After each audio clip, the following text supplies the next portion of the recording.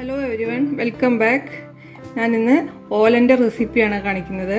സദ്യക്കൊക്കെ നമ്മൾ വിളമ്പുന്ന ഓലൻ എങ്ങനെ ഉണ്ടാക്കാൻ നോക്കാം. അതിന് വേണ്ടിയിട്ട് ഞാനിവിടെ 1.5 കപ്പോളം കുമ്പളങ്ങ ചെറുതാക്കി വളരെ കനം കുറഞ്ഞ് അരിഞ്ഞ് വെച്ചിട്ടുണ്ട്.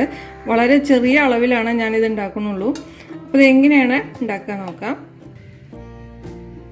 ഇതിനുവേണ്ടി ഇതിലേക്ക് ആവശ്യത്തിനുള്ള ഉപ്പ് ചേർത്ത് കൊടുക്കാം.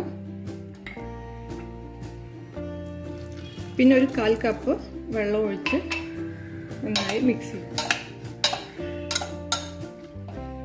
ഇത് കുക്കറിൽ 2 വിസിൽ വന്ന ശേഷം ഓഫ് ചെയ്യാം.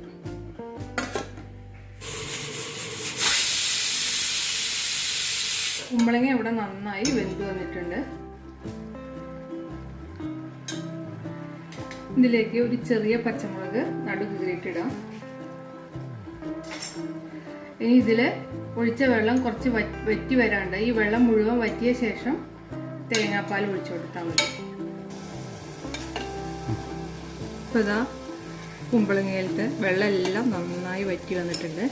ഇതിലേക്ക് നമുക്ക് തേങ്ങാപ്പാൽ ഒഴിച്ചു കൊടുക്കാം.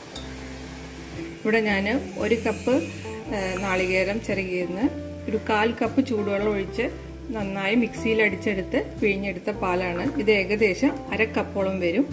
ഇത് ആവശ്യത്തിന് നമുക്ക് ഒഴിച്ചു കൊടുക്കാം.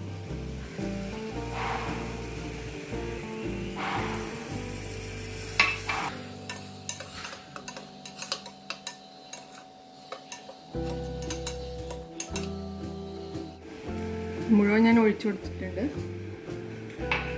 ഇനി ഇത് ചെറുതായി ഒന്ന് വറ്റി വരണം. ഇതാ ഓലൻ ഇവിടെ റെഡി ആയിട്ടുണ്ട്. തേങ്ങാപ്പാലൊക്കെ പാകത്തിന് വറ്റി വന്നിട്ടുണ്ട്. ഇനി ഗ്യാസ് ഓഫ് ചെയ്യുക. ഇതിലേക്ക് കരുവേപ്പിൻ്റെ ഇല, അല്പം വെളിച്ചെണ്ണ,